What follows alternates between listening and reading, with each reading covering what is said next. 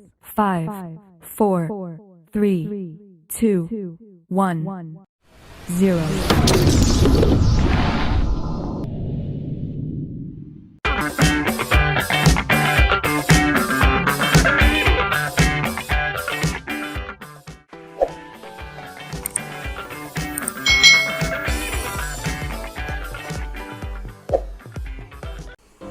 Hai, selamat datang di channel YouTube Kak Citra. Apa kabar adik-adik semuanya? Kak Citra berharap kalian dalam keadaan yang baik, sehat, dan siap untuk belajar ya. Hari ini kita akan belajar bersama-sama untuk mata pelajaran tematik kelas 6. Kita belajar di tema 9, menjelajah angkasa luar, subtema 1, keteraturan yang menakjubkan, pembelajaran yang ketiga. Mari adik-adik kita belajar dengan penuh semangat ya. Adik-adik perhatikan gambar-gambar berikut ini dengan seksama. Nah, di sini ada bermacam-macam peralatan yang dahulu digunakan ya untuk membantu keseharian manusia, dan sampai sekarang peralatan-peralatan itu terus berkembang. Misalnya di sini untuk membajak sawah, dulu kita itu menggunakan bantuan sapi atau kerbau adik-adik. Sekarang kita cukup menggunakan mesin traktor. Dulu kita itu menyetrika baju memakai setrika yang pakai arang adik-adik ya. Arangnya akan dibakar lalu dimasukkan ke dalam setrika ini, baru kita akan gunakan untuk menyetrika baju. Tapi sekarang sudah berkembang menggunakan setrika listrik ya. Dan dulu orang mengetik memakai ketikan ini adik-adik. Kalau salah tidak bisa dihapus ya.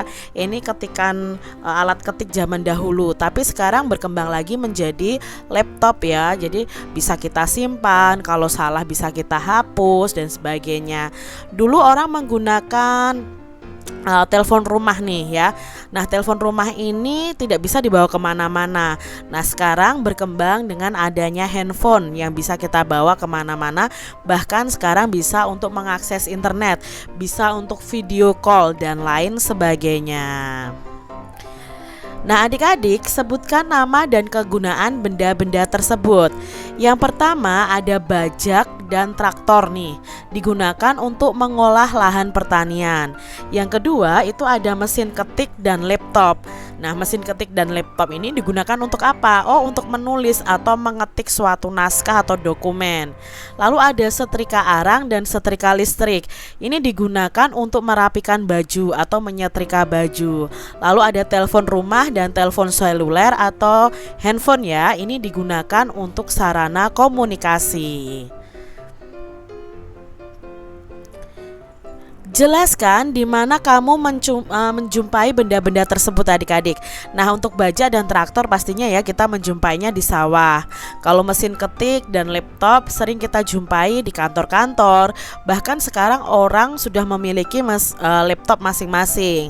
Lalu untuk setrika ya, mau setrika arang dan setrika listrik pasti akan kita jumpai di rumah. Tapi sekarang kalau setrika arang itu sudah tidak zamannya lagi ya adik-adik ya.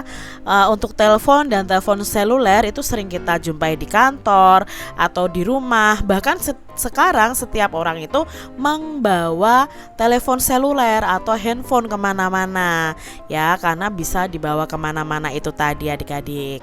Nah, urutkanlah benda-benda tersebut dari yang paling sering dan ke yang paling jarang kamu lihat dan gunakan. Nah, untuk yang paling sering mungkin kita adalah telepon seluler, lalu setrika listrik, laptop, dan di sini ya kalau traktor itu mungkin jarang ya adik-adik ya. Yang kita jumpai itu pasti biasanya telepon seluler, setrika listrik, lalu laptop, ada telepon juga. Nah, sekarang kita jarang melihat setrika arang, lalu melihat mesin ketik, bajak sawah, dan traktor ya.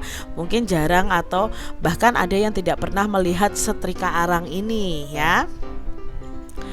Berikutnya adik-adik, tentukanlah benda-benda mana saja yang sampai sekarang ada di rumahmu dan masih digunakan. Nah, mungkin kalau Kak Citra, di tempat Kak Citra yang masih Kak Citra gunakan adalah telepon genggam, setrika listrik, dan laptop ya. Jadi adik-adik apa nih yang ada di rumah kalian nih? Pasti kalau setrika ada ya, pasti semua punya setrika. Telepon genggam mungkin semua juga punya telepon genggam.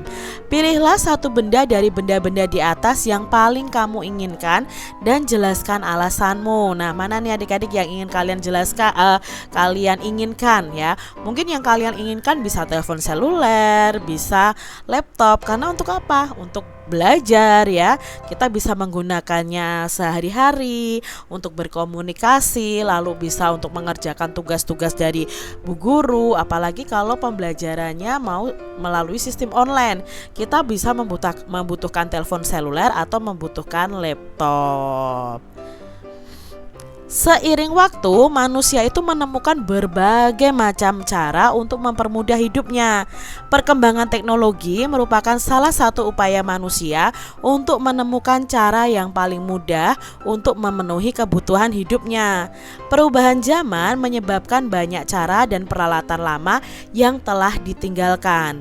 Semua diganti dengan cara dan alat bantu yang baru, bahkan lebih canggih dan modern adik-adik.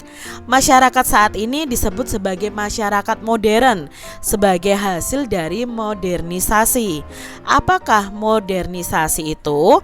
Mari kita cari tahu mengenai modernisasi ini dengan membaca bacaan berikut ini. Modernisasi dalam masyarakat Indonesia. Kita mungkin sudah sering mendengar kata modern ya, untuk menjelaskan sesuatu yang bukan bersifat tradisi tetapi lebih bersifat masa kini. Nah, modernisasi ini berarti proses menuju masa kini atau proses menuju masyarakat yang modern adik-adik. Modernisasi ini dapat pula berarti perubahan dari masyarakat tradisional menuju masyarakat yang maju. Modernisasi ini yang membentuk masyarakat modern tentu akan mengubah cara pikir dan cara hidup masyarakatnya. Nah, para ahli ini menyebutkan beberapa ciri dari masyarakat modern. Masyarakat modern itu memiliki sikap hidup untuk menerima hal-hal yang baru dan terbuka untuk perubahan. Mereka memiliki keberanian untuk menyatakan pendapatnya tentang lingkungannya sendiri. Mereka juga sangat menghargai waktu dan lebih banyak berorientasi ke masa depan daripada ke masa lalu.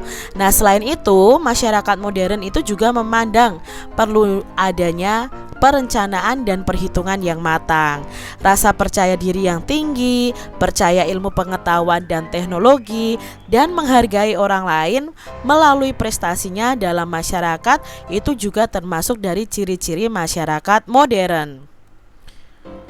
Perubahan masyarakat menjadi masyarakat modern tidak terjadi begitu saja adik-adik. Nah, perubahan pada umumnya itu terjadi karena adanya peningkatan jenis kebutuhan manusia yang semakin beragam. Oleh karena itu, mereka memerlukan cara-cara baru untuk memenuhinya. Perkembangan ilmu pengetahuan dan teknologi juga menjadi pendorongnya.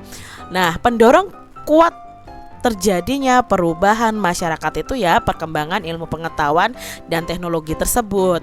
Kemudahan-kemudahan yang tercipta karena adanya penggunaan teknologi membuat masyarakat itu menyesuaikannya dengan cepat juga. Sumbernya dari IPS kelas 6 Pusbuk 2010 dari rocketmanagement.com. Itu tadi ya adik-adik ya tentang modernisasi.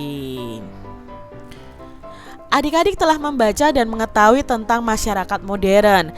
Nah, bersama dengan teman kalian, kalian bisa mengelompokkan ciri-ciri masyarakat modern berdasarkan bacaan tadi. Kalian juga bisa menggambarkan ya, atau mencari gambar yang sesuai dengan ciri-ciri masyarakat modern. Misalnya seperti ini adik-adik ya. Ciri-ciri masyarakat modern tadi kan yang pertama terbuka untuk perubahan, lalu keberanian berpendapat, menghargai waktu, lalu ada perencanaan, percaya diri dan selalu percaya akan ilmu pengetahuan. Ini adalah contoh dari ciri-ciri masyarakat dan beserta gambarnya ya adik-adik ya. Lalu Kak Citra buat tabel nih ciri-ciri masyarakat modern. Yang pertama, memiliki sikap hidup untuk menerima hal-hal yang baru dan terbuka untuk perubahan. Yang kedua, memiliki keberanian untuk menyatakan pendapatnya tentang lingkungannya sendiri. Yang ketiga, itu sangat menghargai waktu dan lebih banyak berorientasi ke masa depan daripada ke masa lalu. Lalu memandang perlu adanya perencanaan dan perhitungan yang matang dalam hidupnya. Yang kelima, memiliki rasa percaya diri yang tinggi, lalu mempercayai ilmu pengetahuan dan teknologi, serta mau menghargai orang lain melalui prestasinya. Ini adalah ciri-ciri masyarakat modern yang ada saat ini adik-adik. Nah adik-adik, coba lakukan kegiatan wawancara terhadap orang tua kalian atau kakek nenek kalian tentang cara hidup mereka ketika mereka seusia kamu. Nah, sebagai pewawancara, kamu harus mencari tahu bagaimana cara mereka melakukan kegiatan belajar di rumah dan di sekolah. Apa saja yang mereka lakukan pada saat hari libur atau ketika tidak bersekolah. Apa saja yang mereka gunakan untuk melakukan kegiatan-kegiatan tersebut.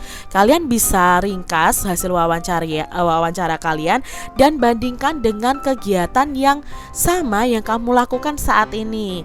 Nah, contohnya seperti ini adik-adik ya. Misalnya cara belajar di rumah.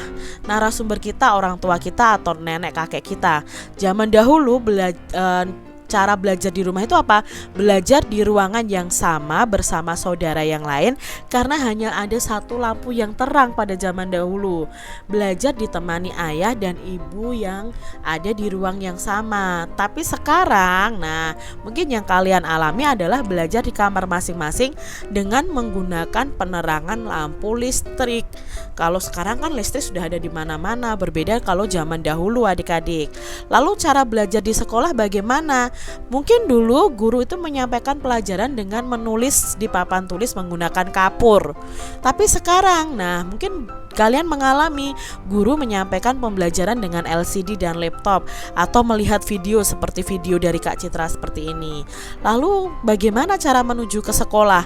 Orang zaman dahulu menuju ke sekolah itu dengan berjalan kaki. Mungkin adik-adik sekarang apa? Menggunakan kendaraan umum, naik sepeda motor, naik mobil atau diantar sepeda motor oleh orang tua kita. Berikutnya, alat yang dibawa ke sekolah pada orang zaman dahulu apa? Ternyata itu mereka membawa alat tulis dalam tas kresek atau tas plastik adik-adik. Kalau sekarang kita membawa tas ya, tas yang bagus-bagus, bahkan bermerek ya, ada yang bisa ditarik seperti itu. Dan alat-alat tulisnya juga lebih lengkap sekarang daripada yang dulu adik-adik. Kegiatan setelah pulang sekolah atau saat libur apa? Nah mungkin orang zaman dahulu kegiatannya apa? Kalau libur mereka bisa bermain dengan teman-teman mereka di lapangan atau di sungai, atau mereka bisa mencari pakan ternak kambing seperti itu adik-adik. Tapi kalau sekarang, kalau kalian libur ya bisa bermain dengan anggota keluarga, bisa jalan-jalan ya. Lalu cara melakukan kegiatan selama liburan atau tidak sekolah apa? Nah orang zaman dahulu itu sukanya itu bermain dengan teman-temannya seperti main gobak sodor, kasti, petak umpet dan lain sebagainya. Tapi sekarang jarang sekali anak-anak kalau libur bermain bersama teman-temannya. Mereka lebih suka bermain game di rumah ya, atau bermain handphone di rumah. Itu berbeda dengan orang-orang pada zaman dahulu. Lalu mainan atau permainan favoritnya apa? Mungkin narasumber akan menyebutkan permainannya yang dulu yang bisa dimainkan dengan teman-teman. Misalnya bisa engklek atau sudamanda, kasti ya, gobak sodor, mungkin permainan egrang, dakon dan lain sebagainya. Tapi kalau sekarang anak-anak lebih suka bermain game online. Jadi di sini bisa kita simpulkan ada perbedaan kegiatan yang dilakukan oleh orang-orang zaman dahulu dan yang kita alami saat ini adik-adik. Nah, buatlah sebuah tulisan dalam satu paragraf saja untuk membuat kesimpulan dari wawancara tersebut. Nah, di sini kesimpulannya adalah cara-cara hidup yang dilakukan masyarakat saat ini dibandingkan dengan cara hidup masyarakat di masa lalu itu pasti sangat berbeda. Salah satu penyebab perbedaan tersebut adalah dengan adanya perkembangan teknologi. Nah, perkembangan teknologi ini memudahkan manusia dalam memenuhi kebutuhan dan menjalankan aktivitasnya. Adik-adik, masyarakat modern juga memiliki cara pemecahan masalah yang berbeda dengan masyarakat tradisional. Kehidupan masyarakat modern itu yang tidak lepas dari perkembangan ilmu pengetahuan dan teknologi. Hal itulah yang membuat mereka itu dengan cepat dan sigap dapat memanfaatkan teknologi tersebut untuk memecahkan masalahnya. Nah, di sini mari kita baca cerita fiksi berikut ini. Ya, kalian akan menyimak cerita fiksi yang berjudul Si Hitam karya Diana Caritas. Kak Irma mendapati adiknya Rina menangis terseduh di teras rumah. Kak Irma yang baru pulang kuliah segera memeluk adiknya yang masih kelas 6 itu. Keadaan rumah terlihat sepi, tidak seperti biasanya. Ia tahu ayah dan ibu masih di kantor, tetapi biasanya keadaan rumah tidak sesepi ini. "Kenapa, Dik?" tanya Kak Irma. Rina tak segera menjawab. Ia malah terseduh semakin keras. Mbak Tati yang biasanya menemani Rina bergegas datang menghampiri mereka memasuki pekarangan rumah. Mbak Tati tampak terengah dan berkeringat. "Ada apa, Mbak? Mbak Tati dari mana? Mengapa Rina ditinggal sendiri di rumah?" tanya Kak Irma tanpa melepas pelukannya kepada adiknya. "Ini Kak Irma, si Hitam tidak pulang sedari tadi. Saya tadi berusaha mencarinya ke seluruh komplek ini, tapi saya tidak menemukannya," jawab Mbak Tati dengan wajah yang panik. Segera Kak Irma tersadar, rumah yang sepi, tidak ada suara manja kucing kesayangan Rina. Ternyata ini penyebab Rina sedih. Kucing kesayangannya belum kembali. "Kak Irma, apa yang bisa kita lakukan agar si Hitam kembali, Kak? Si Hitam pasti bersedih mencariku. Bagaimana ia akan makan? Bagaimana ia akan tidur? Pergi kemanakah kucing kecil itu?" tanya Rina masih terseduh. "Ah, Kak Irma punya ide, semoga berhasil. Mbak Tati, tolong temani Rina sebentar ya," pinta Kak Irma kepada Mbak Tati sambil melepas pelukannya. Kak Irma segera mengambil telepon genggam dari dalam tasnya. Ia tampak sedang mencari-cari sesuatu dari dalam telepon genggam itu. "Rina, apakah kamu pernah menggunakan telepon genggam kakak untuk menyimpan foto si Hitam?" tanya Kak Irma. "Pernah, Kak," jawab Rina. Tampak wajahnya mulai berbinar. "Baik, kakak cari dulu ya," kata Kak Irma sibuk mencari foto si Hitam di dalam telepon genggamnya. "Ah, ini foto si Hitam," teriak Kak Irma. "Apa yang hendak kakak lakukan dengan foto si Hitam? Apakah kakak akan menyebar foto itu?" tanya Rina penasaran. Ia sedikit lupa dengan kesedihannya. "Tepat sekali adikku yang cerdas. Kakak terpikir beberapa cara, Rin. Pertama, kakak akan cetak gambar si Hitam beberapa lembar lalu menempelkannya di beberapa lokasi di sekitar sini. Kamu dan teman-temanmu bisa membantu menempelkannya. Kedua, kakak bisa menyebarkan secara digital kepada teman-teman kakak atau kenalan ayah dan ibu melalui telepon genggam ini. Dengan begitu, banyak orang akan ikut mencari kucingmu," jelas Kak Irma dengan bersemangat. Kak Irma mulai sibuk nih menekan-nekan bagian telepon genggamnya. Setelah beberapa lama, ia masuk ke dalam rumah dan mulai membuka komputer jinjingnya. Ia terlihat sibuk. Ia menyalakan mesin pencetak dan tak lama kemudian beberapa lembar kertas dengan gambar si Hitam dan keterangan di bawahnya mulai muncul. Rina bergegas mengambil kertas-kertas itu. Rina bergegas menuju pesawat telepon di dekat televisi. Ia menelpon beberapa temannya yang tinggal tidak jauh dari rumah mereka. Ia meminta mereka untuk membantunya menempelkan kertas berisi keterangan tentang si hitam kucingnya yang hilang. Tidak beberapa lama, 3 teman Rina datang dengan menggunakan sepeda. Tanpa menunggu lama, mereka mengambil kertas-kertas yang telah dicetak gambar si hitam. Mereka bergegas nih, berangkat bersama Rina. Sementara Kak Irma juga tak henti menelpon teman-temannya untuk meminta bantuan mencari kucing adiknya.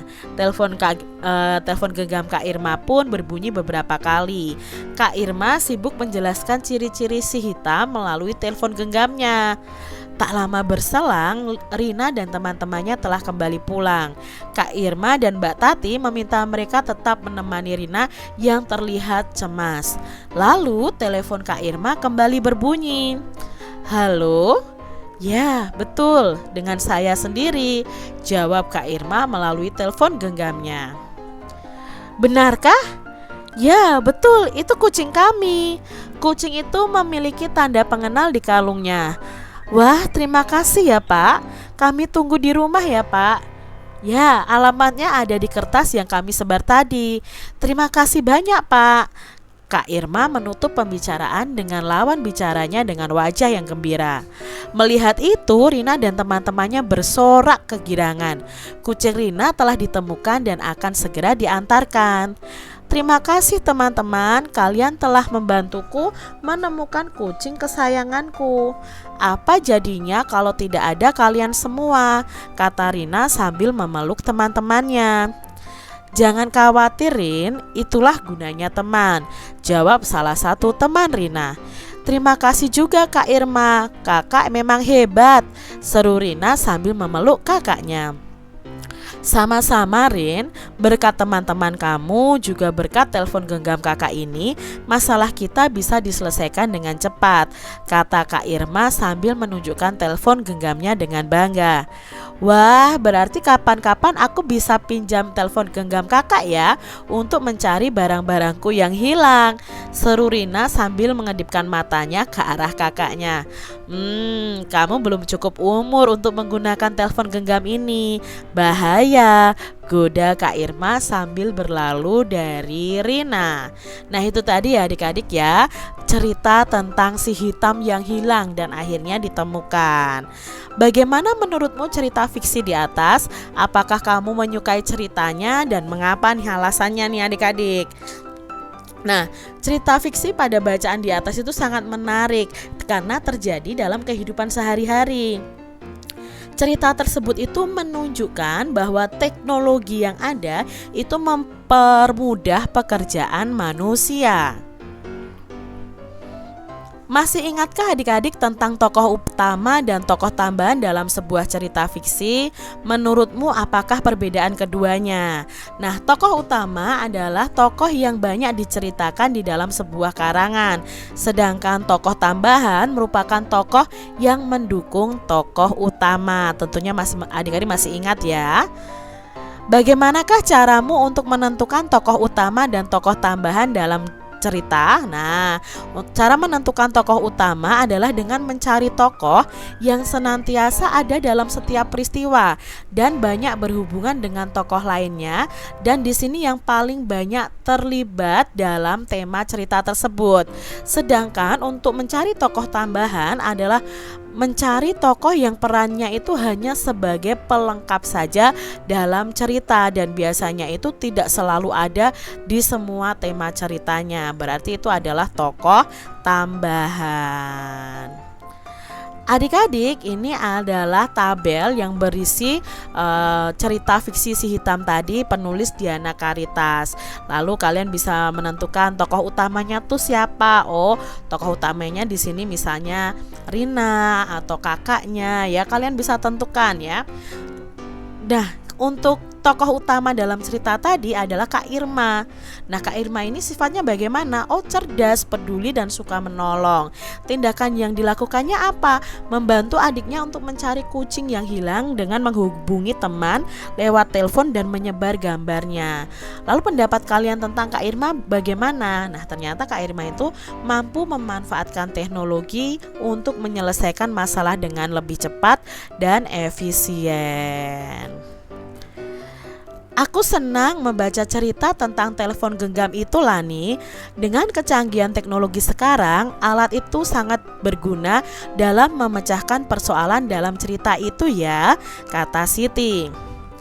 Kalau aku melihatnya agak sedikit berbeda, Siti. Kecanggihan teknologi dalam telekomunikasi dapat digunakan untuk mempersatukan banyak orang dengan cepat. Teman-teman Rina segera datang membantu ketika Rina menelponnya. Lalu beberapa kenalan Kak Irma pun ikut serta mencari kucing yang hilang itu.